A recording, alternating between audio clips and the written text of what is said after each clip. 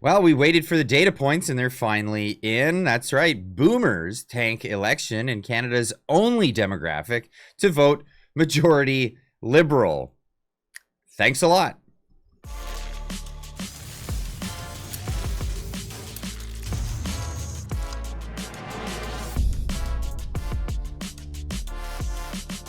Ladies and gents, welcome back. It's been an old adage to respect your elders, and in return, they'll always leave behind a better situation for the next generation. Well, that's all turned on its head. And before we get into this video, I just want to throw a caveat out there. When I say boomers, I'm not saying all boomers. I know there's a bunch of boomers that watch this channel and don't agree with what boomers did in this election, but let's not deny the data points that are actually out there. So, of course, not all. I know a lot of people are very sensitive about this one, but when I say boomers, I don't mean particularly you. There are exceptions, but this is the rule. This is the means. This is what's going on.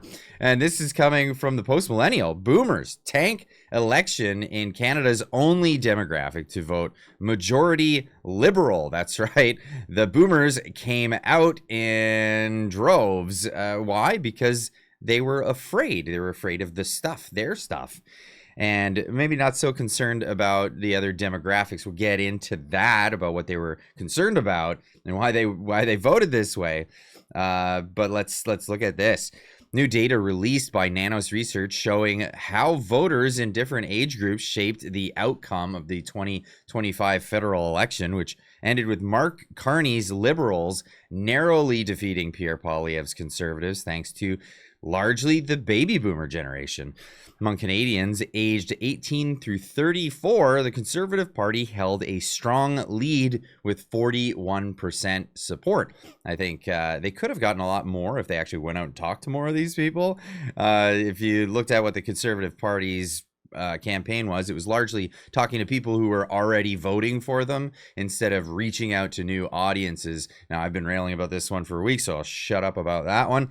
Anyway, Liberals followed at 32%, while the NDP, who failed to achieve party status, drew 13 smaller parties, including the regional Bloc Québécois, Greens, and irrelevant People's Party. I love that. It's hilarious. This is coming from an American news source. They're seeing it even as the PPC is an irrelevant party. Saw minor support among younger voters. That's right. So here we are. This is the data. Baby boomers took this one. They were the ones to come out in droves for the Liberal Party.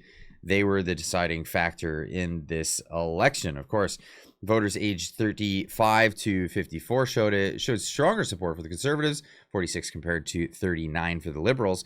Carney would finally end up with a minority government, just shy of a few seats of the needed 172 for a majority. But we're gonna wait. Because there might be some deals being made with the NDP no longer having a party status. They have enough people that they could entice to cross the aisle, come on over to the Liberal Party with, I don't know, trinkets. They could be offered a cabinet position, this kind of thing. This would entice them to come over, and then we'd be in majority territory, which guarantees us another 4 years of this stuff. This is where we're going with it. Oh boy. This is what we have to look forward to. Now let's look at what the boomers and the different age demographics were actually concerned about when it came to this election. What were some of the things? Now this post from Daniel Falk, I think I'm pronouncing that right. If I'm not, correct me in the comments, please. I have not seen a better graphic representation of the cultural divide that exists in this country. The most important voting issues for young people was cost of living and affordable housing. The most important voting issue for boomers was Donald Trump. That's right. It was all fear. It was who's watching CBC? Well, you guessed it. It's the boomers in Canada. They're the ones watching the propaganda. It costs us a lot of money. It's mostly the younger generations at this point that is paying for that. But people that aren't even born yet, they're spending money. Let's put it this way. people that aren't even eligible to vote, their money is being spent on propagandizing people who are in the oldest age demographic in the country. That's right. The most important voting issue was cost of living and affordable housing. The most important voting issue for boomers was Donald Trump. At least the least important factor was making Canada a better place to live. Canada is great for boomers. It's fantastic. I mean, if you discount, your car being stolen, whatnot, but you know what? Just leave your keys at the front door, as the Toronto RC or the Toronto Police have informed people to do. It's just a safer bet. They won't have to actually enter your home. They'll just get the car keys right at the front door. Given the youth vote is trending conservative, and the student vote just went conservative, I think for the first time ever, it may be worth the Liberal Party considering whether or not they want Canada to be great for young people too. That's right. Here it is. Now, in this graph, it shows, the different age demographics, 18 to 29, 30 to 44, 45 to 59, 60 and over. So that's the boomer generation in red. The younger generations all below that. Now, what were the factors that were important when it came to reducing your cost of living? Boomers cared less than any other age demographic in this one, even though a lot of them are on fixed incomes, but they don't have to worry about a lot of them not paying a mortgage. You've got your house. You've got the house. Who cares about everybody else? Now, with the other one, dealing with Donald Trump, whatever that's supposed to mean, dealing with him, I suppose engaging or negotiating with Donald Trump, that was their biggest thing. Now, if you watch the CBC, you would see lots of propaganda pointing at people saying that Pierre Poilievre was very Trump-like. I don't think he is. I'm actually a fan of Donald Trump. Maybe he's a little tough on Canada, but I know that Pierre Poilievre is not very Trump-like. But that's what the propaganda says, and that's where the fear came in. And the boomer generation was clearly, that was their priority, where the younger generations, that was much less of a priority. Where it was much less of a priority for the boomers was making housing more affordable. Why do you care? Well, actually, not just why do you care about housing becoming more affordable. If you're living off the equity of your house, you don't want the property's values to go down. You want those things to keep on going up to the sky, baby. And that's exactly what's happening. That's where we're at with Canada's economy. Improving Canada's healthcare system, that was a priority for the boomers, though. Not growing the economy, that wasn't much of a priority, where it's much more of a priority for the younger generations. Making Canada a better place to live, very low on the priority list, where it was very high on the young person's list. And protecting public services, kind of bland across the board. Managing the federal budget, deficit, and debt, higher again with the boomers, but very bland across the list here. Now, it's not just boomers, but it's also demographics on where you live. Kirk Lubermoff pointing out here Canada's election results by province and how they voted by party. This is interesting.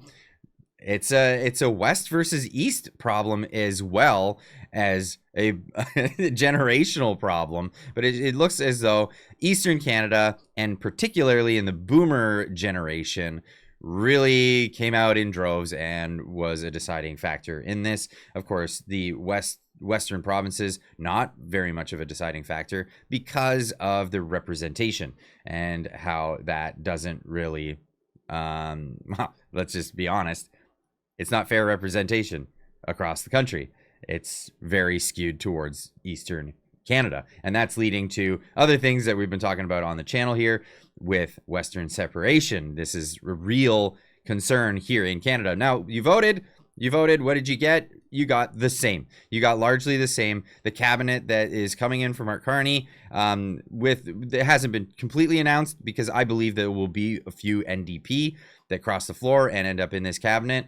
That's what they'll be enticed with to form a majority. But this is what you're getting. You're getting the same people that you got with Justin Trudeau. You got the puppet master instead of the puppet at this at this result anyway. But where are Canadians going? They're fleeing. They're leaving. They're leaving the Eastern Canada, and they're going to the West. Canada's young workers are fleeing every province but Alberta. They're either fleeing to leave the country entirely, or they're fleeing to Alberta. This is the reality of the situation. And why are a lot of people going to Alberta? Well, because it looks like Alberta might be fleeing the country altogether. This is incredible.